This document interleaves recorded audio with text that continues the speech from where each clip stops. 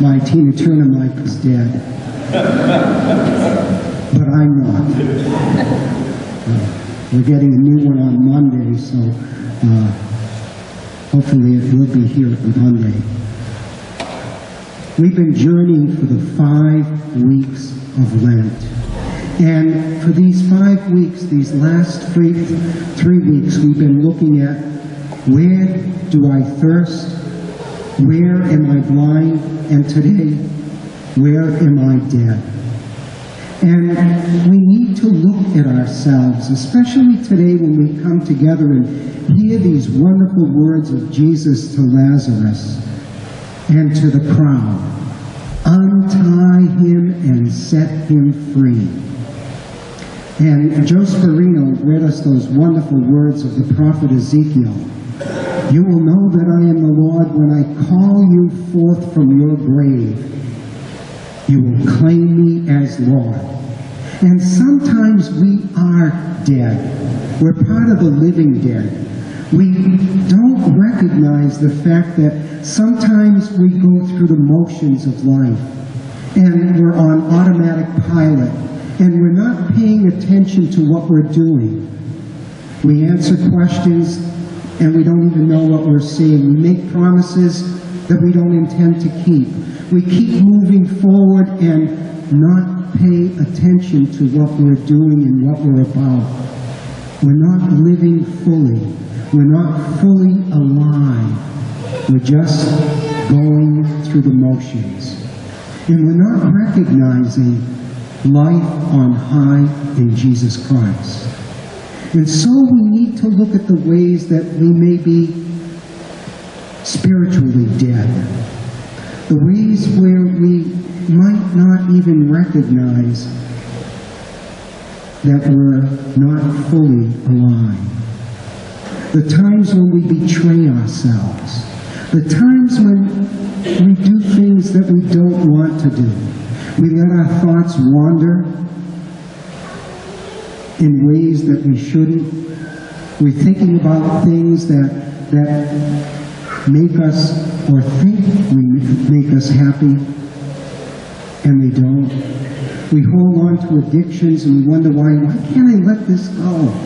Having a second glass of wine, a third glass of wine, not getting enough rest.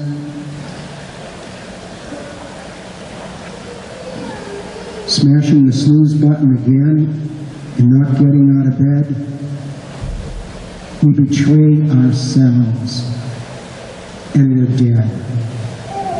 And you know, this story is so powerful because if I were Jesus, I would have done powerful things on my own.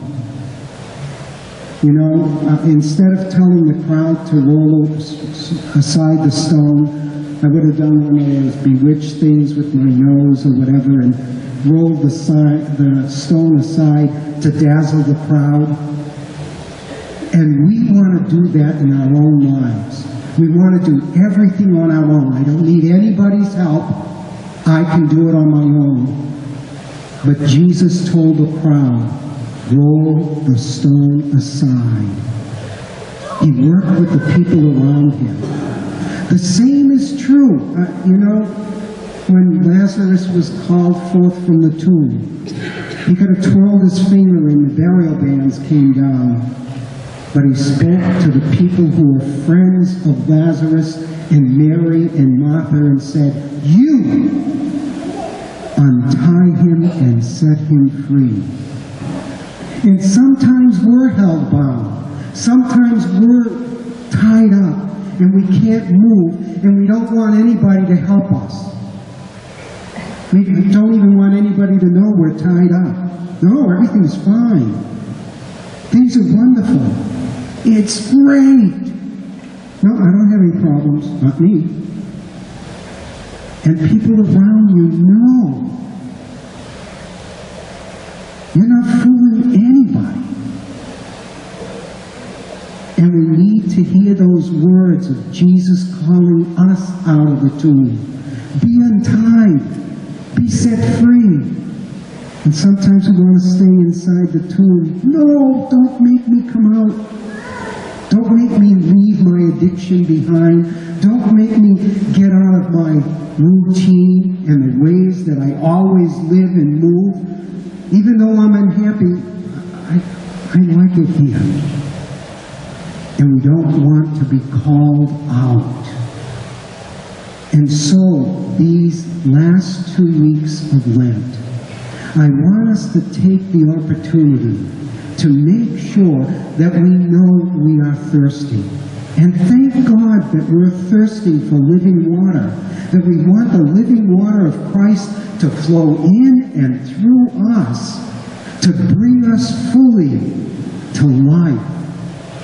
That we want to see, that we don't want to go through life being blind, that we want to see the light of Christ showing us and leading us and helping us to be the people God calls us to be.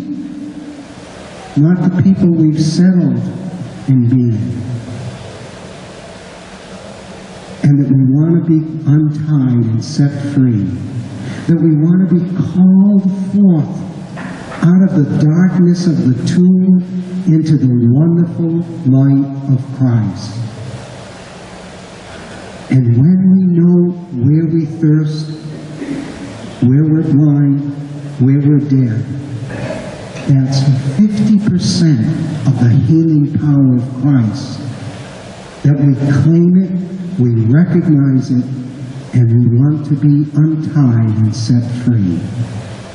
May we use these last 2 weeks of Lent to allow God to do a powerful working in our lives, and to have people around us, and to be people around others who untie and set free.